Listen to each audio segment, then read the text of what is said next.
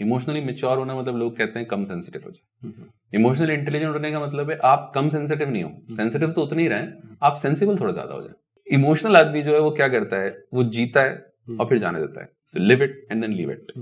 Sentimental आदमी क्या करता है, उसको जीता है और फिर खींचता है। क्या हुआ, मोटिवेशनल स्पीकर्स ने रिलेशनशिप के पूरे स्पेस को सेंसेशनलाइज कर दिया, और जो गुरुज थे उन्होंने उसमें बहुत सारा आइडियलिज्म भर दिया, और स्टैंड अप कॉमेडियंस ने बहुत ज्यादा ट्रिवियलाइज कर दिया इसको। मेरा ऐसा मानना है कि जिस ज्ञान के पीछे विज्ञान नहीं है उसका संज्ञान नहीं लेना चाहिए, और जिस विचार को आचार में न लाया गया उसका प्रचार नहीं करना चाहिए। अब सेल्फ एस्टीम फ्रेजाइल होगा तो कुछ तो नाजुक मिजाज है हम भी, और ये चोट भी नहीं है अभी, है ना, वैसा वाला केस है, तो अब ज्यादा हिट करेगा, ज्यादा हर्ट करेगा, आप क्या करोगे आप?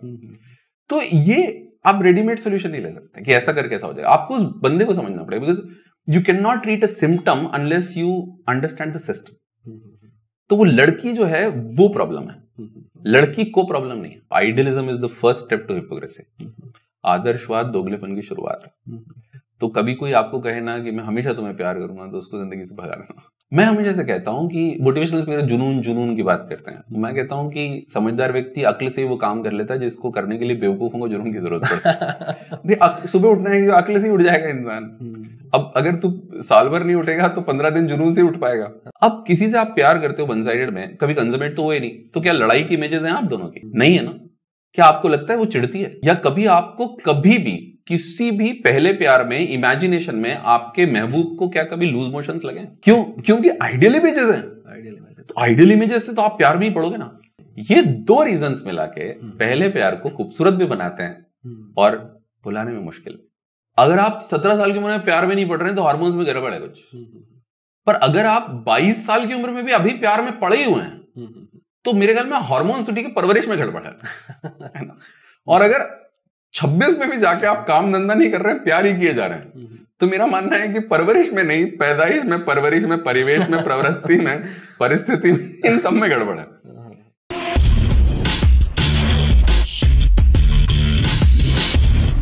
Well folks, you're watching Your विकास, और आज हमारे साथ हैं एक social and emotional intelligence expert. Relationship में आमतौर पर हम 2-3 चीज़ों को ज़्यादा फेस करते हैं। इमोशंस से रिलेटेड कई सारे इश्यूज होते हैं, एटीट्यूड से रिलेटेड कई सारे इश्यूज होते हैं, और जितने भी क्लाइंट्स मैंने आज तक देखे हैं उनके जो सवाल होते हैं, मेरे ख्याल से आज जो एक्सपर्ट हमारे साथ हैं वो उन सारे क्वेश्चंस को डील करने में या फिर उन क्वेश्चन को कैसे, उन प्रॉब्लम्स को कैसे टैकल किया जाए, उसमें हमारी काफ़ी मदद कर सकते हैं। तो संदीप सर हमारे साथ हैं। लंबे समय से मैं इनको जानता हूँ। मैं खुद 6 साल से सब्जेक्ट पे रिसर्च कर रहा हूँ, पर यकीन जानिए कि वो मेरे गुरु के बराबर हैं। तो आज उनका होना हमारे लिए एक बड़ी बात है और यकीनन आपको बहुत हेल्प होने वाली इस पॉडकास्ट से। So let's see where it goes. And first of all sir, आपका वेलकम है योर विकास में। Thank you Vikas. मैं थोड़ा सा करेक्ट कर लूँ, मैं डॉक्टर संदीप अत्रे हूँ, तो एसेंशियली काउंसलिंग साइकोलॉजिस्ट हूँ, और जैसा तुमने कहा कि इमोशनल एंड सोशल इंटेलिजेंस मेरा एरिया ऑफ वर्क रहा है। सर, मैं पिछले करीब 5-6 सालों से काम कर रहा हूँ रिलेशनशिप वाले मामलों पर। तो 3 चीज़ों के इर्द गिर्द मैंने अपनी पूरी बातचीत को रखा है हमेशा। एक तो रिलेशनशिप सॉल्यूशंस, ऐसे लोगों के लिए हम ज़्यादा बात करते हैं जो किसी भी तरह के इश्यूज फेस कर रहे हैं रिलेशनशिप में, किसी भी तरह के प्रॉब्लम्स उनको है। दूसरा, हम अपने चैनल पर बात करते हैं कपल एजुकेशन की, क्योंकि मुझे ऐसा लगता है कि जिस तरफ हमारा सोसाइटी जा रहा है या जो डायनामिक्स रिलेशनशिप के चेंज हो रहे हैं, कहीं ना कहीं वो एक क्राइसिस की तरफ भी बढ़ रहा है और दिन ब दिन ये प्रॉब्लम्स बहुत बढ़ रही है। तो हम वेट ना करें कि वो लोग किसी प्रॉब्लम में फंस जाएं और फिर हम उनको रिलेशनशिप सॉल्यूशन दें, पर हम चाहते हैं कि वो एक कपल एजुकेशन है जो वो एक पार्ट ऑफ लाइफ हो। जैसे हम लोग पेरेंटिंग सीखते हैं, जैसे हम अपनी हेल्थ के बारे में चीज़ों को सीखते हैं, वैसे कपल एजुकेशन है जहाँ पर हम थोड़ा थोड़ा बेसिक सा हम अपोजिट जेंडर के बारे में जानते हैं, उनकी साइकोलॉजी के बारे में जानते हैं। और तीसरी चीज़ जिसके बारे में हम अपने चैनल पर बात करते हैं वो है इमोशनल लिटरेसी। मुझे लगता है कि हमारे यहाँ बचपन से लगा के लोग यूजी पीजी कर लेते हैं, पर किसी भी करिकुलम में कहीं एक पैराग्राफ भी लिखा नहीं है कि इमोशनल मैच्योरिटी कैसे आती है। या क्योंकि ना सिर्फ रिलेशनशिप में बट कॉर्पोरेट में या अपने करियर में या अपनी सोशल लाइफ में कई जगहों पर यही चीज़ हेल्प करती है लोगों को अपने आप को स्टेबल रखने में और अपना बेस्ट दे देने में। तो इमोशनल लिटरेसी नहीं होना एक बहुत बड़ा प्रॉब्लम है। तो इन 3 चीज़ों के इर्द गिर्द हम लोग बात करते हैं, और क्योंकि आप इन्हीं चीज़ों के विशेषज्ञ हैं तो मैं सबसे पहले आपसे जानना चाहूँगा कि ये इमोशनल मैच्योरिटी बेसिकली कैसे आती है। मतलब क्या प्रोसेस होती है? क्या सिर्फ हम लोग ठोकरे खा के ही सीख सकते हैं, या फिर हम लोग बुरे एक्सपीरियंस से सही मैच्योर होंगे, या इसका कोई और भी तरीका है? बिकॉज यहाँ पे जो मेच्योर वर्ड यूज कर रहे हो तुम, वो थोड़ा सा मुझे ऐसा लगता है कि शायद उससे बेहतर वर्ड इंटेलिजेंस होगा। तो इमोशनली मेच्योर होना और इमोशनली इंटेलिजेंट होना मेरी नज़र में दो मुख्तलिफ कॉन्सेप्ट। तो इमोशनली मेच्योर जब हम कहते हैं ना, तो हम ऐसा मानते हैं कि एक शख्स जो थोड़ा सा कम सेंसिटिव हो। जैसे एग्जाम्पल लेते हैं तो एक जो है वो लड़का जो है वो रो देता है अगर अपने दोस्तों के साथ कोई बात होती है तो एक दोस्त कहता है कि अरे यार बहुत हो गया, अब तो इमोशनली मेच्योर हो जाए, क्या छोटी छोटी सी बात पर होता है, जो कि गलत है। क्योंकि इमोशनली मेच्योर होने का मतलब ये नहीं होता है कि आप कम सेंसिटिव। बिल्कुल। मुझे वो निदा साहब का शेर बहुत अच्छा लगता है कि अजीब शख्स है नाराज होके हंसता है, मैं चाहता हूँ वो खफा हो तो खफा ही लगे। So the problem is that हमें लगता है कि थोड़ा कम एक्सप्रेसिव हो जाए, अपने इमोशंस छुपाने लग जाए, उनकी इंटेंसिटी जो है वो दबाने लग जाए, तो वो इमोशनली मैच्योर होता है। नहीं, वो इमोशनली मैच्योर नहीं होता है। आपको इमोशनली इंटेलिजेंट होना पड़ता है। अब फर्क क्या है उस पर चलते हैं। कई मामलों में लोग मुझसे पूछते हैं कि जैसे तुम अपने क्लाइंट्स की बात कर रहे थे, तो कई क्लाइंट्स मुझसे पूछते हैं कि हमें लगता है हमारे बच्चे कब बड़े होंगे। मैं कहता हूँ कि भाई बच्चे बड़े हो जाएं ये ठीक है, लेकिन आप अपने अंदर का बचपन जरूर बरकरार रखेगा। क्योंकि आप अगर जो है वो बचपन बरकरार नहीं रखेंगे और आप सो कॉल्ड इमोशनली मैच्योर हो गए, तो फिर वही निदा साहब का दूसरा चेहरा जाता है कि गम हो कि खुशी दोनों कुछ देर के साथी हैं, फिर रास्ता ही रास्ता है, हंसना है न रोना है। तो अब ऐसे ही रास्ते का क्या फर्क पड़ता है? तो इमोशनली मैच्योर के बजाय इमोशनली इंटेलिजेंट होना ज्यादा अच्छा। फर्क क्या है? इमोशनली मैच्योर होना मतलब लोग कहते हैं कम सेंसिटिव हो जाए। इमोशनली इंटेलिजेंट होने का मतलब है आप कम सेंसिटिव नहीं हो, सेंसिटिव तो उतने ही रहे, आप सेंसिबल थोड़ा ज्यादा हो जाए। तो सेंसिटिविटी और सेंसिबिलिटी दोनों मिल गए तो फिर तो जो है best of the two worlds है। अब इमोशनली इंटेलिजेंट होने का तरीका क्या है? वैसे तो ऑफ कोर्स ये एक पूरी प्रोसेस है, पर मैं कहूंगा इमोशनली इंटेलिजेंट का मतलब ये होता है सबसे पहले, और उसी से उसको कैसे डेवलप करना है उसकी जो है वो सलाहियत भी आती है, कि इमोशनली इंटेलिजेंट होने का मतलब होता है कि इमोशनल कब, किसके सामने, कितना, कैसा होना है। So it's not what, it's not switch, yes no, off on, it's regulated. कब कितना होना है। अब आप अगर अपने दोस्तों के साथ हैं और आपको किसी बात पे रुलाई आ गई, तो आप निहायत ही इमोशनली इंटेलिजेंट आदमी हैं, क्योंकि आप दोस्तों के सामने नहीं रोएंगे तो किसके सामने रोएंगे। तो मुझे लगता है कि आपको इमोशनल इंटेलिजेंट का मतलब होने का मतलब होना चाहिए कि आप दोस्तों के सामने रुलाइए या रो दिया, आप अपने लाइफ पार्टनर के सामने हैं, आप वल्नरेबल हो गए, बड़ी गजब की बात है, क्योंकि वल्नरेबिलिटी नहीं होगी तो फिर रिश्ता कैसे गाढ़ा होगा। आप अपने माँ बाप के साथ हैं और उनमें से किसी ने आपको डपट दिया और आप जो हैं वो बुरा मान गए, तो ये क्या बात हुई? क्योंकि आप कितने ही बड़े हो जाएं, आप बड़े से बड़ा तो नहीं हो सकते ना, क्योंकि बड़ा तो और बड़ा हो रहा है जब आप बड़ा हो रहे हैं, तो है ना। तो माय पॉइंट इज, आपको घर जाके वही डिम्पू, बिट्टू, पिंकी वो होना जरूरी है। सो माय पॉइंट इज, आपको इमोशनली इंटेलिजेंट होना है, ये पहली बात। मतलब कब, किसके सामने, कितना, कहाँ। वो बड़ी खूबसूरत शेर है कि कौन सी बात कब कहाँ तक कही जाती है, ये सलीका हो तो हर बात सुनी जाती है ना। तो अब आपको ये कहना है तो आपको पता तो होना चाहिए ना कि आपको कब कैसा करना है। तो why, how, who, when, where, ये सब जो है इसकी समझ, इसको इमोशनल इंटेलिजेंस कहते हैं।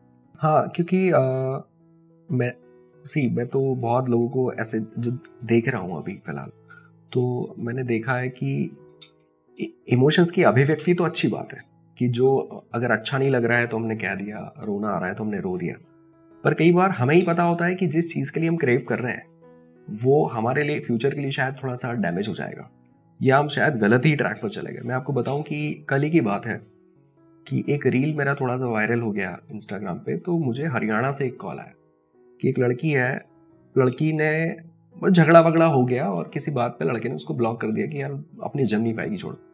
तो वो गुड नाइट का जो मॉस्किटो वाला जो वो बॉटल आता है वो पी लिया उसने। माय गॉड, ठीक है। तो अभी ये लेवल पे प्रॉब्लम है, तो अभी उसको तो अपने इमोशंस को कंट्रोल करना पड़ेगा। अगर वो इतना बह जाएंगे दुख दर्द में और इस तरह से कि वो खुद की जान ही लेने पे आ जाए, तो फिर प्रॉब्लम है। पर ये तो उल्टा हुआ विकास कि उसने दुख दर्द में बहा कहाँ, उसने दुख दर्द को रोकने के लिए गुड नाइट खाया। अगर बहती तो थोड़ी खाती। मतलब जो बहता है वो तो रोता कलपता, वो तो गाने गाता, पर उसने दुख दर्द को रोकने की कोशिश की, इसके लिए गुड नाइट खाया।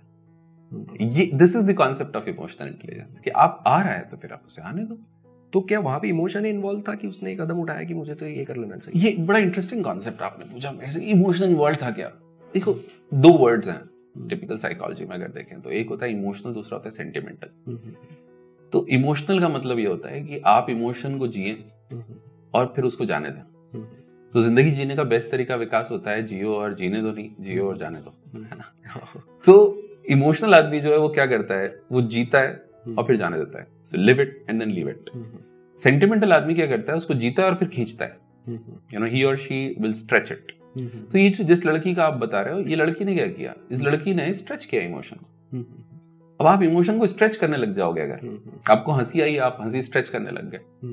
आपको बुरा लगा, आप जो है वो, देखिए, नाराज होना नेचुरल है, नाराज रहना अननेचुरल। दुखी होना नेचुरल है, दुखी रहना अननेचुरल। बुरा मानना नेचुरल है, बुरा माने रहना unnatural. You can't stretch it the moment you stretch, because emotion is क्या है, इमोशन इज एनर्जी मोबिलाइजेशन का देखा जाए तो एक तरह का शॉर्ट फॉर्म है, ऐसा है नहीं, but you know, if you try to be a little more, you know, savvy, तो एनर्जी मोबिलाइजेशन है, और energy can neither be created not destroyed, it can only change one form to another. तो आपको जो है वो finally उसको flow में तो रखना पड़ेगा। So that's how it is. आप कुछ कह रहे थे उसके पहले। कभी कभी लोगों के पास दो ऑप्शन हो जाते हैं, एक तो मजबूरी रह जाती है कि अब नहीं है, सामने वाले ने ब्लॉक ही कर दिया तो बात ही खत्म, ठीक है, तो अब वो 2 महीना 4 महीना जितना भी अपने गम में निकाल ले, और टाइम के साथ वो है वो गड्ढा भर जाएगा। और एक व्यक्ति जो चाहता है यार मैं ऐसा परेशान रहना नहीं चाहता, पर मुझे उसकी याद आती रहती है, तो ये व्यक्ति के लिए क्या प्रोसेस हो? बिकॉज मतलब एज अ काउंसलिंग साइकोलॉजिस्ट मैं हमेशा लोगों को कहता हूँ कि there is no readymade solution to a man made problem. In fact आप you can not have off the shelf solution. Problem क्या है विकास, कि हमारे यहाँ ना रिलेशनशिप की बात 3 टाइप के लोग बहुत करते हैं। एक होते हैं मोटिवेशनल स्पीकर्स, एक होते हैं यू नो गुरुज टिपिकल, और एक होते हैं हमारे आगे स्टैंड अप कॉमेडियंस। क्या हुआ, मोटिवेशनल स्पीकर्स ने रिलेशनशिप के पूरे स्पेस को सेंसेशनलाइज कर दिया, और जो यू नो गुरुज थे उन्होंने उसमें बहुत सारा आइडियलिज्म भर दिया, और स्टैंड अप कॉमेडियंस ने बहुत ज्यादा ट्रिवियलाइज कर दिया इसको। अब प्रॉब्लम क्या है कि अब अधिकतर लोग साइंस नहीं समझना चाहते इसके पीछे, जबकि मेरा ऐसा मानना है कि जिस ज्ञान के पीछे विज्ञान नहीं हो उसका संज्ञान नहीं लेना चाहिए, और जिस विचार को आचार में न लाया गया उसका प्रचार नहीं करना चाहिए। तो पर्सनली मेरा ऐसा मानना है कि अधिकतर लोगों ने साइंस पढ़ा ही नहीं है इसका। साइंस अगर क्या कहता है वो समझते हैं। साइंस टिपिकली कहता है, अगर मैं सिंप्लीफाई करूं साइंस को, तो किसी भी तरह के इमोशन को आप अगर एक लॉजिकल कंप्लीशन देना चाहते हैं तो उसके लिए आपको या तो रिलीज लगेगा या क्लोजर, या दोनों। कई बार रिलीज से ही हो जाएगा। अब रिलीज भी ऐसा नहीं रिलीज कि आप बोले जा रहे हैं और कोई सुन रहा है। That listening has to be therapeutic listening. तो भाई आप मुझसे बात कर रहे हैं, और आपने देखा कि भाई वो इमोशन जो है वो निकलता जा रहा है, रिलीज होता जा रहा है, तो उसकी इंटेंसिटी कम होती जाएगी। पर देखिए मजेदार बात क्या है, अगर ये रिलीज जल्दी नहीं हुई, ज्यादा वक्त लग गया, तो उस इमोशन से जुड़े और बाकी वाकये जिंदगी के, उन सब की भी बहुत सारी मेमोरीज फेच करने लग जाएगा। तो जब इस लड़की ने जब गुड नाइट खाया होगा या पिया होगा, तो इसने उस शख्स की वजह से नहीं पिया, उसके पहले के बहुत सारे और जख्म हैं जिनकी टीज यहाँ पर जो है वो मर जो के निकली। हाँ, करेक्ट। चांद के साथ कई दर्द पुराने निकले, कितने गम थे जो तेरे गम के बहाने निकले, है ना। तो क्या होता है, वो कितने गम है भाई, क्या कहाँ है, तेरा भी रोया, मैं तेरा भी रोया, तेरे भी आंसू रो रहा हूँ, उसके भी आंसू रो रहा हूँ। तो ऐसे कोई प्यार में एकदम से गुड नाइट नहीं खाता या पीता, उसके पीछे बहुत सारा और है। अब उस लड़की का सेल्फ एस्टीम ही पता चला बहुत फ्रेजाइल था। अब सेल्फ एस्टीम फ्रेजाइल होगा तो कुछ तो नाजुक मिजाज है अभी, और ये चोट भी नहीं है अभी, है ना, वैसा वाला केस है। तो अब ज्यादा हिट करेगा, ज्यादा हर्ट करेगा, आप क्या करोगे आप? तो ये आप रेडीमेड सोल्यूशन नहीं ले सकते कि ऐसा करके ऐसा हो जाएगा। आपको उस बंदे को समझना पड़ेगा, because you can not treat a symptom unless you understand the system. तो वो लड़की जो है वो प्रॉब्लम है, लड़की को प्रॉब्लम नहीं है, लड़की सिम्टम नहीं है, लड़की सिस्टम है। तो लड़की को समझना पड़ेगा लड़की की प्रॉब्लम को समझने से पहले। तो इसकी प्रोसेस बहुत गहरी जाती है, पर इवेंचुअली वो आके रुकती है रिलीज और क्लोजर पे। पर हाँ, that has to be a process जो कि बहुत आपको डिटेल में जाना पड़ता है। कई बार क्या होता है, it's not the event, it's the person. Otherwise same event पे सारे पर्सन जो हैं वो एक जैसा रिएक्ट क्यों नहीं करते? अलग अलग करते हैं। मतलब आज अगर विकास यहाँ छुओ जरा, तुम्हें दर्द हुआ क्या? नहीं। अब अगर यहाँ जख्म होता और तुम छूते तो दर्द होता ना। तो लोगों को किसी के छूने से दर्द नहीं होता है, उनके अपने जख्मों से दर्द होता है। ओहो, क्या बोल दिया भाई। अब जख्म मैं आके छू गया, और आजकल क्या हो गया, लोग इतने फ्रस्ट्रेटेड हैं कि वो ऐसे जख्म ले लेके जा रहे हैं, छुओ है ना, छुआते भी हैं और फिर तकलीफ में भी आता है। इंटरेस्टिंग बात है कि इसके ऊपर साइकोलॉजी में बहुत सारी स्टडीज हैं कि क्लास के टॉपर्स जो है वन साइडेड लव में नहीं पढ़ेंगे। क्यों नहीं पढ़ेंगे? सिंपल सी बात है, उनकी सेल्फ एस्टीम कहीं और से आ रही है, तो उनको फिर रिलेशनशिप जरूरी नहीं। तो ऐसे बहुत सारे कॉन्सेप्ट्स हैं जिनको एक इंसान को पूरे कॉन्टेक्स्ट में देखना पड़ता है, because text without context can really distort the whole problem. आपने कहा कि क्लास का टॉपर जो है वो वन साइडेड लव में नहीं पड़ेगा। अक्सर नहीं पड़ेगा, अक्सर हमेशा की जगह। देखो मेरा मानना है वैसे भी साइकोलॉजी की अधिकतर प्रॉब्लम इसीलिए शुरू होती है क्योंकि हम हमेशा और कभी नहीं ये बिल्कुल दाने फुटाने जैसे यूज करते हैं, है ना। हाँ, एक्चुअली टोटलाइजिंग लैंग्वेज। हाँ, मतलब आप जो है वो, और एक और चीज याद रखना, आप सभी लोग जो सुन रहे हो, idealism is the first step to hypocrisy. आदर्शवाद दोगलेपन की शुरुआत है। तो कभी कोई आपको कहे ना कि मैं हमेशा तुम्हें प्यार करूंगा, तो उसको जिंदगी से भगा देना। उसको कहना यार हमेशा कौन होता है, मतलब हमेशा तो हमें नहीं पता, और मैं तुझसे कभी बात नहीं करूंगा ऐसा नहीं कहना, पता चला कल उसी का होमवर्क लेना पड़ा, है ना। सो इट्स लाइक हमेशा, और ये जो होता है ना, ये थोड़ा सा अवॉइड करनी चाहिए, पर हाँ अक्सर ये होता है। अच्छा, आपने सर एक बीच में एक जो बात बताई कि जो स्पिरिचुअल गुरुज हैं और जो मोटिवेशनल स्पीकर्स हैं, इन लोगों ने, आपने कुछ टर्म्स यूज की थी। हाँ, कि इन्होंने इमोशंस को, रिलेशनशिप्स को क्या कर दिया है। हाँ, वो थोड़ा मुझे बताइए ना क्या है। मेरे हिसाब से मेरा मानना है कि मोटिवेशनल स्पीकर सेंसेशनलाइज करते हैं। हाँ, ये क्या है?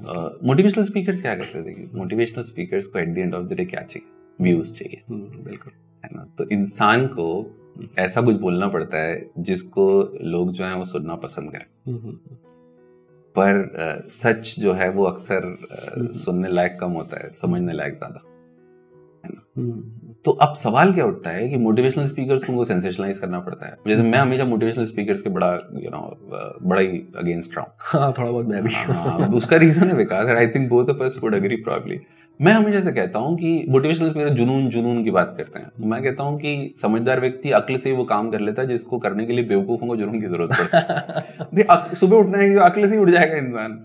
अब अगर तू साल भर नहीं उठेगा तो 15 दिन जुनून से उठ पाएगा। तो जुनून इज लाइक स्टेरॉइड। किसको जरूरत है स्टेरॉइड? आप अक्ल से ही काम कर लो, क्या बुरा। तो मेरा ऐसा मानना है कि रिश्तों में भी वही प्रॉब्लम हो रही है, वो सेंसेशनलाइज कर रहे हैं। जैसे वो कहेंगे कि उससे शादी करो जिसके बिना नहीं जी सकते, Mary someone you can not live without. जबकि उल्टा है, you should Mary someone you can live with, है ना। जिसके बिना नहीं रह सकते उससे शादी करके क्या करोगे? उसके साथ शादी करो जिसके साथ रह सकते हो। अब पॉइंट ये है कि अब हर इंसान जो है वो ऐसे सेंसेशनलाइज बातें करता है, ऐसी उसको ना ऐसे raise to the power 2, raise to the power 3 ले जाता है। This is what I am against. रिश्ते बहुत ही कॉम्प्लेक्स कॉन्सेप्ट है।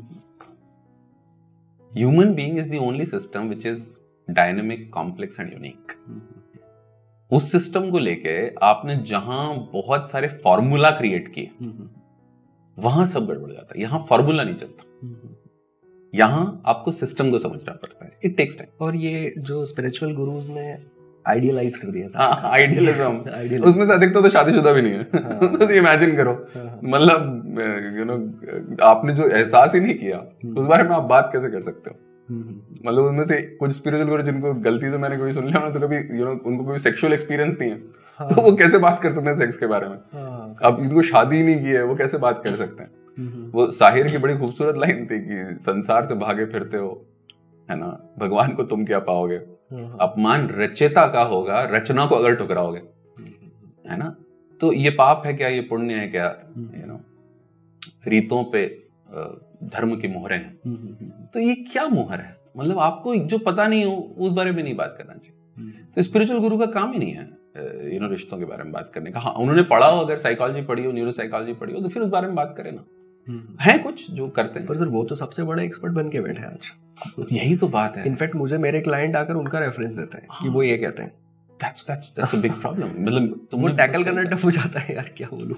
हाँ, क्योंकि वो नाम भी इतना बड़ा ले रहे हैं कि ऐसा लगता है यार अब उनको मैं कैसे मतलब मैं उनको नीचे बता दूं और खुद को ऊपर बता दूं, और क्या करूं। मुझे लगता है वो मत करो जो किसी को अच्छा लगता है, वो करो जो सही है। वो सामने वाले को अच्छा नहीं भी लगे तो आगे पीछे उसका अच्छा हो जाएगा। क्या होता है at the end of the day, spiritual gurus भी जो हैं, उसमें से अधिकतर लोग जो हैं उन्होंने फैमिली से अलग जाके इस बारे में बातचीत शुरू की। तो किसी भाषण देना कि अपने किशोरावस्था लड़के को कैसे समझाओ, और अपने किशोरावस्था लड़के के साथ सेम रूम में बैठना और रिमोट पे एक टेसिट सी जंग लड़ना, अलग चीज। मतलब आप ऐसा नहीं करते, आप कितने भी अच्छे से ना रेसिपी दिखा दो, लेकिन स्वाद नहीं चखा सकते डिश का। So I genuinely think that people should know more about psychology and neuroscience before talking about these concepts. अब अजीब बात है, मतलब पता नहीं किसको मोटिवेशनल स्पीकर को सुन रहे हैं रिलेशनशिप को लेके, पर शायद एक जॉन गॉटमैन को नहीं पढ़ेंगे, जबकि वो there is a lot of research behind it. एक पॉल एकमैन को नहीं पढ़ेंगे, मार्टिन सेलिगमैन को नहीं पढ़ेंगे हैप्पीनेस के लिए। It's like you should get into science of it. तो ये हर इंसान के लिए है पॉसिबल कि सब लोग इतना इस चीज को गैदर कर ले, इस नॉलेज को, या ये थोड़ा सा टिपिकल हो जाएगा, ये कोर्स के जैसा हो जाएगा? हाँ, क्योंकि तो ये हर इंसान की जरूरत तो है। हाँ, है। और मुझे ऐसा लगता है कि इस चीज को जितना सिंप्लीफाई करके लोगों तक पहुंचा दिया जा सके वो ज्यादा अच्छा है। तो इसे यही तो तुम्हारे जैसे और मेरे जैसे लोग हैं, मतलब इसीलिए तो हम जैसे लोगों का रास्ता खुला। मतलब कहीं तो कुछ डिमांड रही होगी तभी तो हम हैं। कुछ तो मजबूरियां रही होगी, यूं कोई बेवफा नहीं। मजबूरियां हो रही है और डिमांड बढ़ रही है तो हम आ गए, देखो हम सामने हैं। ये देखो इतना सारा अपैरेटस, इसीलिए तो कई बार ऐसा होता है कि लोगों को पहली बार किसी के साथ रिलेशनशिप हुआ और वो नहीं चल पाया, तो हम कहते हैं कि यार छोड़ो यार, अभी आप लोग की जिंदगी क्या है, अभी एक्सप्लोर करो, है ना, और लोग मिलेंगे और सबक मिलेंगे जिंदगी में और बहुत कुछ होगा, तो उसको छोड़ो, आगे बढ़ो, शायद और अच्छे लोग मिल जाए। तो देखो सर, पहला तो पहला होता है। तो ये मसला सच में होता है या बस ये एक साइकोलॉजी हिंदी फिल्मों का असर है कि यार पहला प्यार? इसके पीछे साइंस है। पहले प्यार में या कोई भी ऐसे प्यार में जो वन साइडेड हो, या जो कामयाब नहीं हुआ, जो कंजमेट नहीं हुआ, उसमें अधिकतर इमेजेस जो रहती हैं वो कौन बनाता है? हालात बनाते हैं या हमारे दिमागों में हम बनाते हैं? बताओ, पहला प्यार मेरे को किसी को हुआ, क्रश, मैं कभी उसको कह ही नहीं पाया, तो बताओ, मैंने सारी इमेजेस उससे रिलेटेड 1.5 साल के पहले प्यार में, वन-साइडेड प्यार में, सारी इमेजेस कहां से बनी है? अनुभवों से बनी है कि मेरा इमेजिनेशन से बनी है? इमेजिनेशन से। ब्रिलियंट, इमेजिनेशन से बनी है। और मुझे एक बात बताओ, इमेजिनेशन से अगर इमेजेस बनी है, इमेजिनेशन से बनी है, मतलब मेरी अपनी मैन्युफैक्चर्ड है, they are not imported, they are manufactured, तो उसे भुलाना तो और मुश्किल होगा ना, क्योंकि वो आपकी अपनी मैन्युफैक्चरिंग है। जैसे एग्जांपल दो, जावेद साहब का बड़ा खूबसूरत नज़्म है, ये पहले प्यार और स्पेशली वन साइडेड लव के लिए बहुत सही है।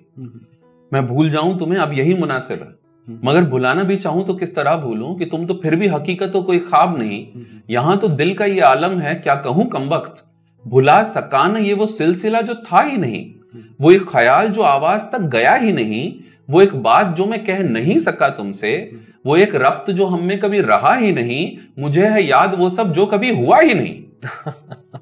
क्यों याद है? क्योंकि सब मेरे दिमाग में हुआ है ना, बाहर तो कुछ हुआ ही नहीं। दूसरा, अब किसी से आप प्यार करते हो वन साइडेड में, कभी कंजमेट तो हुए नहीं, तो क्या लड़ाई की इमेजेस हैं आप दोनों की? नहीं है ना। क्या आपको लगता है वो चिढ़ती है? क्या आपको लगता है ये तो बहुत चिड़कोला है? या कभी आपको कभी भी किसी भी पहले प्यार में इमेजिनेशन में आपके महबूब को क्या कभी लूज मोशंस लगे? नहीं लगेंगे ना। क्यों? क्योंकि आइडियल इमेजेस हैं। आइडियल इमेजेस से तो आप प्यार में ही पड़ोगे ना। अब अगर टू साइडेड और लंबा चले और कंजमेट हो गया हो, तो हमें मालूम है ना सामने वाले के फ्लॉज भी। ये दो रीजंस मिला के पहले प्यार को खूबसूरत भी बनाते हैं और भुलाने में मुश्किल। अब सवाल ये उठता है, तुम्हारे सवाल पे वापस आए कि मूव ऑन करने के अलावा कोई तरीका है क्या? पहले प्यार नहीं, किसी भी प्यार के मूव ऑन करने का तरीका तो वहीं आके रुकेगा, रिलीज और क्लोजर पर एक इंटरेस्टिंग बात सुनो, लड़का लड़की प्यार में पड़े, लड़का एक एग्जाम्पल के लिए ले रहे हैं कि लड़की ने जो है वो चली गई वो, है ना, अब लड़का जो है यहाँ पे अकेला रह गया। अब इमेजिन करो इस लड़के को इस लड़की को भुलाना आसान नहीं है, ऐसा नहीं है। इस लड़की से जुड़े कुछ इमोशंस हैं जिनको भुलाना इसके लिए मुश्किल हो रहा है। वो इमोशंस कौन से हैं? उन्हें हम लोग इमोशनल रेमनेंट्स कहते हैं, वो रिमेनिंग है। कौन कौन से हैं वो? जैसे सिगरेट के बाद ऐश रह जाती है ना, वैसी है। कौन से हैं? प्यार, नाराजगी, नफरत, डर, गिल्ट, थोड़ा शेम, थोड़ी सी डिस्गस्ट। ये सारे इमोशंस जब तक रिमूव नहीं होंगे तब तक ये मूव नहीं होगा। अच्छा सर, एक और चीज ये अभी मेरे दिमाग में आ रही कि मुझे ऐसा लगता है कभी कभी कि लव रिलेशनशिप्स थोड़े से ओवररेटेड भी हैं। मतलब कि एक इंसान को शायद हमेशा से ये बताया जाता है कि इसके बिना जिंदगी नहीं निकलेगी, ये तो करना ही पड़ेगा। ये इतना सच में भी है या बस लाइफ का एक पार्ट है? अगर आप उसको टच करना चाहते हो या अगर ऐसे चीजों में पढ़ना चाहते हो ठीक है, अदरवाइज आप ऐसे भी जिंदगी। विकास उम्र पे डिपेंड करता है, क्योंकि क्या होता है, एक इंसान जो कि बड़ा हो रहा हो, तो अब मैं यहाँ पे थोड़ा इवोल्यूशनरी साइकोलॉजी में ले चलता हूँ। इवोल्यूशनरी साइकोलॉजी के हिसाब से जस्ट इमेजिन आज से 1 लाख साल पहले ये जितने हम लोग हैं ना, 1 लाख साल पहले हम लोग जो है वो सवाना के अफ्रीका के जंगल में हम लोग सारे हैं, है ना। अब अफ्रीका के सवानाज में हम हैं, उस टाइम ये सब तो है ही नहीं जो अभी हमारे पास है। उस टाइम पर कोई भी एनिमल का क्या गोल होता है? सबसे इंपॉर्टेंट गोल एक ही होता है, evolutionary goal, to survive and that too for long enough to pass on your genes. यही होता है। जानवर क्या करते हैं? लंबा जियो और जितने बच्चे पैदा कर सको करो। हम भी वही थे ना फाइनली। एनिमल्स तो हम ही, सोशल तो बाद में हुए। तो सिविलाइजेशन जो है वो इवोल्यूशन को आउटपेस कर गया, इसलिए हम यहाँ पे बैठे हुए हैं, पर हैं तो हम वही, अंदर से वही। तो ध्यान से सोचो, सवाना के उस पूरे इलाके में जब कुछ भी नहीं था हमारी जिंदगी में, करियर नहीं था, फेम नहीं थी, यूट्यूब चैनल नहीं थे, तो हमारा सबसे इंपॉर्टेंट हमारा अचीवमेंट क्या होगा? टू फाइंड समवन जिसके साथ हम अपनी प्रोजेनी जो है बढ़ा सके। So finding a mate was the greatest reward biologically possible. तो एक 15 साल का लड़का, एक 16 साल की लड़की, इसके लिए जो अंदर से हार्मोन्स बदल रहे हैं, वो जो हारमोनियम बजाएंगे उसकी वजह से इंसान का सबसे बड़ा रिवॉर्ड क्या होगा? A possible mate. तो वो तो दुनिया छोड़ देगा उस मेट के लिए। तो वहां पर ये नेचुरल है। मतलब आप 15 साल की उम्र में अगर प्यार में नहीं पड़ रहे हैं तो कुछ हार्मोन्स में गड़बड़ है। अगर आप 17 साल की उम्र में प्यार में नहीं पड़ रहे हैं तो हार्मोन्स में गड़बड़ है कुछ। पर अगर आप 22 साल की उम्र में भी अभी प्यार में पड़े हुए हैं तो मेरे ख्याल में हार्मोन्स तो ठीक है, परवरिश में गड़बड़ है ना। और अगर 26 में भी जाके आप काम धंधा नहीं कर रहे हैं, प्यार ही किए जा रहे हैं, तो मेरा मानना है कि परवरिश में नहीं, पैदाइश में, परवरिश में, परिवेश में, प्रवृत्ति में, परिस्थिति में, इन सब में गड़बड़ है। Because at the end of the day ये उम्र पे डिपेंड करता है। तो एक 15 साल का लड़का या लड़की, मतलब अगर हम बात करें कि अगर कोई 35 या 40s में है, मान लीजिए 35 प्लस या 40s में है, तो उसके लिए तो ऐसा नहीं होना कायदे से नहीं होना चाहिए, क्योंकि अब उसके बच्चों का टाइम आ गया है कि वो जो है वो अब प्यार में पड़े। हाँ, वो प्यार में रहे, है ना। बिकॉज इसको मैं ऐसे समझाता हूँ, the greatest gift a man can give to his kids is to love their mother, and the greatest gift a woman can give to her kids is to love their father. Because बच्चों को जब ये यकीन हो जाता है कि वो प्यार की पैदाइश, तो एक अलग तरह का कॉन्फिडेंस आता है, फिर पीडी क्लास थोड़ी लगानी पड़ती है। सो उस तरह का प्यार है, वो प्यार अलग अलग होता गया। अब वो इश्क वाला लव नहीं है ना, वो इश्क वाला लव नहीं है। फिर वो इश्क वाला लव नहीं है, उसके अंदर जो है वो जिनसी जो वर्ड होता है ना, फिजिकल, वो वाली डिजायर्स कम होनी चाहिए। वहां पे एक अलग तरह का प्यार है, वहां प्यार में साथ है, कंपेनियनशिप, तो वो बड़ी बड़ी खूबसूरत है। तो वो अलग तरह का प्यार है, टेक्सचर अलग। एक और चीज से बहुत चल रही है आजकल, मतलब कैसा हो गया है कि हर दूसरा तीसरा क्लाइंट जो है ना वो इसी बारे में बात कर रहा है। और क्लाइंट तो ठीक है, क्लाइंट तो शायद फिर भी लिमिटेड है, पर ऐसे भी कई बार कहीं इवेंट में गए या लोगों से जब ऐसे हर कहीं टकराते रहते हैं, मिलते रहते हैं, तो एक वर्ड अगेन जरूरत से ज्यादा मुझे ऐसा लगता है कि वो ट्रेंड में आ गया है, उसको थोड़ा सा मतलब हम बहुत आसानी से उसको बोल देते हैं, उसमें चले जाते हैं, वो है एक डिप्रेशन या ट्रोमा वगैरह। और मुझे ऐसा लगता है कि जैसे मी टू मूवमेंट आया था कुछ समय पहले, तो मुझे ऐसा लगता है कि ये जो चीज़ें आ रही ना, ये सोसाइटी में वो वाला बीज भी पैदा करती है कुछ हद तक, कि आप भी सोच लो, थोड़ा दिमाग लगा लो, कभी कोई बचपन में कुछ हो गया तो उसको याद करो, उसके बारे में बात करो, किसी को बताओ कि यार मेरे साथ भी हुआ है ना। ऑल्दो उसको याद भी नहीं रहा, या उसने शायद कभी उस चीज़ को उस तरह से एड्रेस नहीं किया कि यार वो चीज़ उतनी इंपॉर्टेंट थी और उसको अपने को जीवन भर लेके चलना है कि भैया यार मेरे साथ भी बचपन में ये हो गया है, वो हो गया है, मैं एक बार गिर गया था या कुछ तो भी। तो ये थोड़ा फैशन में आ गया ज़्यादा, या नहीं ये सही जा रहा है? मैं थोड़ा अलग सोच रहा हूँ। मुझे लगता है तुम पार्टली सही सोच रहे हो। उसका रीज़न है क्योंकि अब अगर मैं typically as a counselling psychologist बोलूँ तो डिप्रेशन के क्राइटेरिया मैच होने चाहिए, तब इंसान डिप्रेशन में आता है, ऐसा माना जाता है। अगर मैं DSM की बात करूँ, diagnostic and statistical manual, DSM 5 के हिसाब से, क्राइटेरिया के हिसाब से आप तय करते हो कि कोई इंसान डिप्रेस्ड है, यानी आप ऐसे देख के थोड़ी कर सकते हो। तो अगर मतलब देख के भी करेगा कोई इंसान तो क्राइटेरिया तो दिमाग में होना चाहिए। तो डिप्रेशन क्या है? डिप्रेशन वो सैडनेस है जिसके 2 हफ्ते से ज्यादा जो बनी रही है। ये एक क्राइटेरिया है, बहुत सारे क्राइटेरिया में से एक, जो वो सैडनेस जो कि 1-2 हफ्ते की ड्यूरेशन से ज्यादा बनी हुई है। यानी अगर मैं टिपिकल अपनी भाषा में कहूं तो वो दुख जिसका 13वां नहीं हुआ है ना, वो दुख जिसका 13वां नहीं हुआ उसे डिप्रेशन के लिए अब क्वालिफाई करना शुरू कर गया है वो। पर उसमें भी फिर आपको ध्यान रखना पड़ेगा, क्या आपने लाइफस्टाइल चेंजेस करके देख लिए, क्या आपने रिलीज करके देख लिया, क्या आपने क्लोजर करके देख लिया, क्या आपने फिजिकली अपने आप को मोबिलाइज करके देख लिया, क्या आपने इकोसिस्टम चेंज, वो सारा कुछ देख लिया। उसके बावजूद भी अगर नहीं जा रहा है तो वो सैडनेस से डिप्रेशन में होता है कन्वर्ट, ऐसा माना जाता है कि वहां से शुरुआत होती है उसकी। पर यहां डिप्रेशन 2 तरह के होते हैं। एक होता है सच का डिप्रेशन, जो क्लिनिकल डिप्रेशन जिसको हम कहते हैं, और एक होता है आपके सच का डिप्रेशन नहीं, आपकी सोच का डिप्रेशन। वो क्लिनिकल डिप्रेशन नहीं है, वो डिप्रेसिव टेंडेंसीज, डिप्रेसिव थॉट्स। और डिप्रेसिव थॉट्स जो हैं उनके साथ बड़ी अजीब सी बात है कि आप जितनी चीजों को वो करना शुरू करोगे, खोदना शुरू करोगे, जितना गहरे जाने की कोशिश करोगे, आप उतना वही चीज लेके आओगे जिसको आप ढूंढने गए थे। So be careful about what you're looking for because you might well end up getting it. वहां पर आकर तुम्हारी बात सही साबित हो जाती है कि भाई एक इंसान है जो कि अब डिप्रेशन के लिए वजहें खोजने ही गया है अंदर। You used a very important word. It shouldn't become a trend. मतलब क्या होता है, एक हद के बाद भेड़िया आया बोलने में सच में जब आ जाता है तो फिर लोग कहते नहीं है। तो अब इंसान ये कहे कि मैं डिप्रेशन में था, डिप्रेशन में हूं, जिस दिन भगवान ने करे सच में आ गया, बिकॉज बिलीव मी डिप्रेशन में होना is an amazingly disorienting experience. वो इतना आसान नहीं है।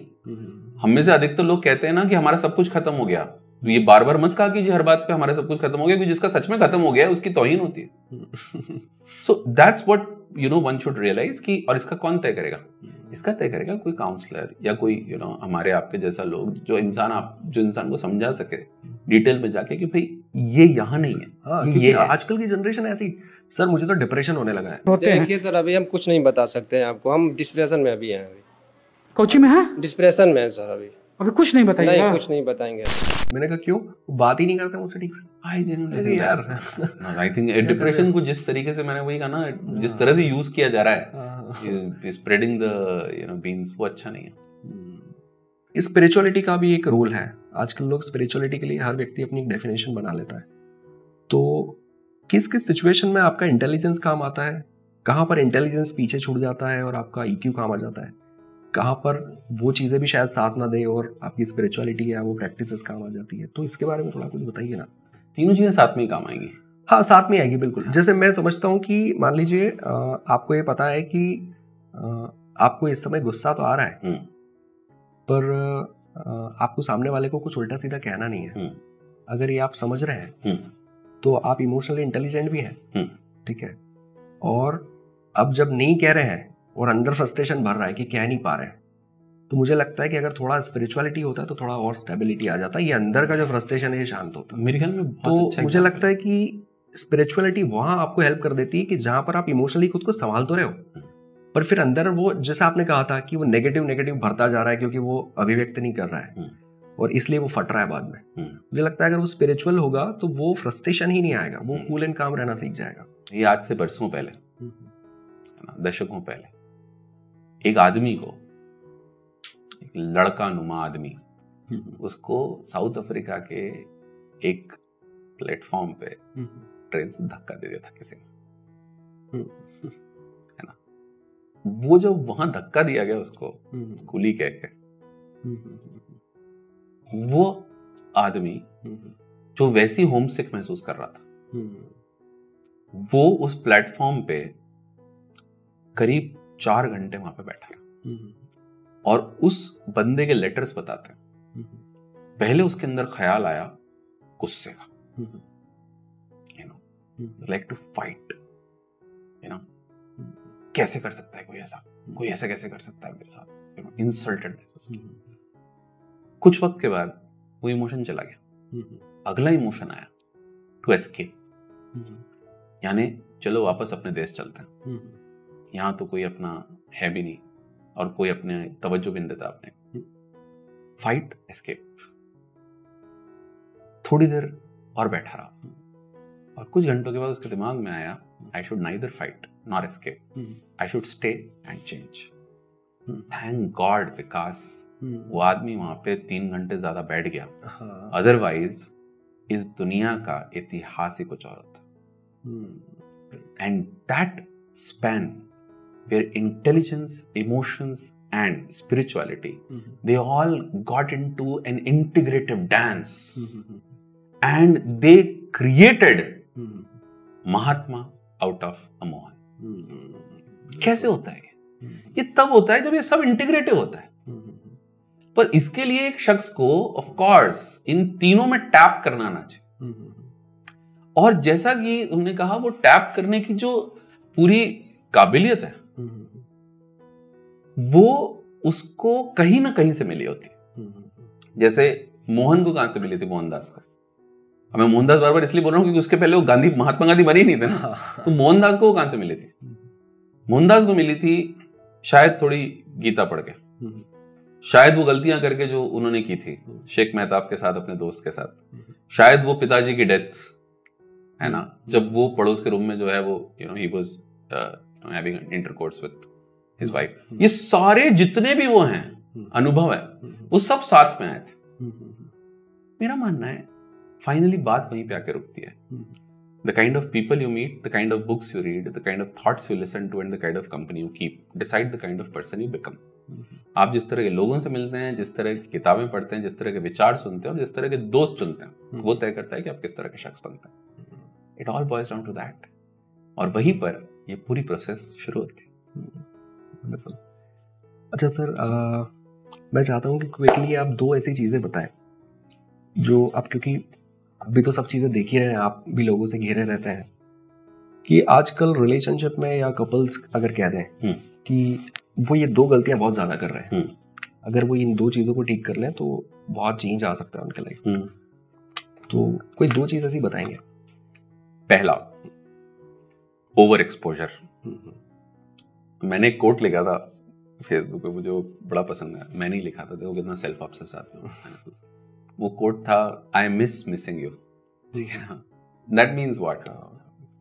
क्या हो रहा है, जो दिन में सुबह आधा घंटा बात करते हो रोज, रात को सोने से पहले आधा घंटा बात करते हो, एक दूसरे को मिस कैसे करेंगे? बिकॉज प्यार प्रेजेंस में शुरू होता है पर एब्सेंस में बढ़ता है। इतनी निस्बत है तेरे ख्याल से मुझको, तू भी आए तो खलल लगता है। क्या क्यों खलल तू भी आए तो खलल कैसे लग सकता है? क्योंकि निस्बत ख्याल से है तेरे।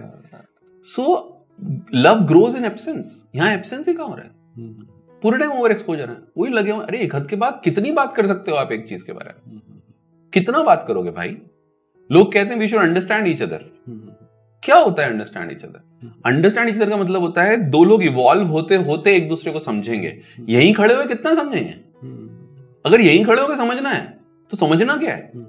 क्योंकि इस शख्स और इस शख्स को आपने स्टैटिक बना दिया तो फिर at the end of the day समझने के लिए गुंजाइश ही कितनी बचती है, क्योंकि इंसान को बदलने नहीं दे रहे हो आप, तो फिर उसको समझोगे कैसे। साथ ही साथ पहला over exposure, so make sure that you give each other enough space. और मतलब यार विक्रम बेताल की कहानी थोड़ी चल रही है यार, है ना, कि मतलब बेताल को टांगे थोड़ी फिरना है हर जगह, what's the use of it. दूसरा है तो प्यार कैसे बढ़ता है, टिपिकल जॉन गॉटमैन की थ्योरी बोलूं तो प्यार ऐसे बढ़ता है कि ऐसे शादी प्यार का कल्मिनेशन नहीं, शुरुआत है। उसके बाद प्यार कैसे होता है, किसी भी तरह का प्यार, शादी हो शादी के बिना हो, वो छोटे छोटे लम्हों में एक दूसरे के साथ टेबल टेनिस खेल रहे होते हैं। एक्चुअली यहां से गया वहां से आया। अब टेबल टेनिस दो तरह के लोग खेलते हैं, मेरे ख्याल में आप सब लोगों ने कभी ना कभी खेला होगा। दो तरह के लोग टेबल टेनिस खेलते हैं, एक जो एक दूसरे को बीट करना चाहते हैं, पॉइंट वाइज, चलो पॉइंट वाला गेम खेलते हैं, और एक होते हैं जो कहते हैं चलो रैली जमाएंगे। हाँ, रैली जमाएंगे, चलो रैली जमाएंगे, है ना। और वो सिर्फ जो है वो टेबल टेनिस नहीं, बैडमिंटन वाला भी है। वो एक बड़ा पुराना गाना था, ढल गया दिन हो गई रात, उसमें वो बैडमिंटन खेलते हुए आता है, रैली जमा रहे हो, रैली जमा रहे हो। तो ये रैली जमाने जैसा है, मैंने इधर से कोई चीज कही, उधर से कुछ आया, ये बिड्स कहलाती है। मेरा मानना है लोग अब दरअसल ओवर कम्युनिकेट कर रहे हैं पर अंडर कम्युनिकेटेड है। कैसे? बिकॉज लोग जो हैं वो दरअसल अब रिश्तों में धीरे धीरे एक दूसरे से बात कम कर रहे हैं, बात कम कर रहे हैं। ऑलवेज फाइंड अ मेट, जिसको देखना अच्छा लगे ना लगे वो तो ऑफ कोर्स आपके ऊपर डिपेंड करेगा, है ना, पर जिससे बात करना बड़ा अच्छा लगे। क्योंकि at the end of the day आप जिंदगी में किसी भी रिश्ते में सबसे ज्यादा करने वही वाले हैं। डॉक्टर सलमान अख्तर का अमेजिंग शेर है, तुम पास हो मेरे तो पता क्यों नहीं चलता, तुम दूर हो मुझसे तो सदा क्यों नहीं देते। Because it is about that touch. तुम पास हो मेरे तो पता क्यों नहीं चलता, तुम दूर हो मुझसे तो सदा क्यों नहीं देते। देना चाहिए भाई, अदरवाइज कैसे चलेगा। So it all boils down to over exposure कम हो, पर जितना साथ हो उसमें कॉन्वर्सेशन ज्यादा। That's how it is. That's great. चलिए सर, बहुत अच्छा लगा बात करके, और मैं आपको सच बताऊं कि मुझे कई बार ऐसा लगा कि उस बातचीत में ही 10 सवाल और आ रहे थे, और मुझे लगा कि ऐसे तो पूरी रात हो जानी है। पर हम लोग दोबारा कभी बैठेंगे, फिर मैं कुछ ऐसे सवाल निकालूंगा जो हमारे व्यूअर्स को भी हेल्प करे और हमको भी मौका दे वापस से बात करने का, सब चीज़। इनफैक्ट हम वहीं आ गए ना, क्योंकि बातचीत बहुत जरूरी है। अली सरदार जाफरी का बड़ा खूबसूरत सा कलाम है, गुफ्तगू बंद ना हो, बात से बात चले, और फिर सुबह तलक शाम में मुलाकात चले। उसका ब्रंच पर मेरा मानना है इसी का तो पता है। So probably next time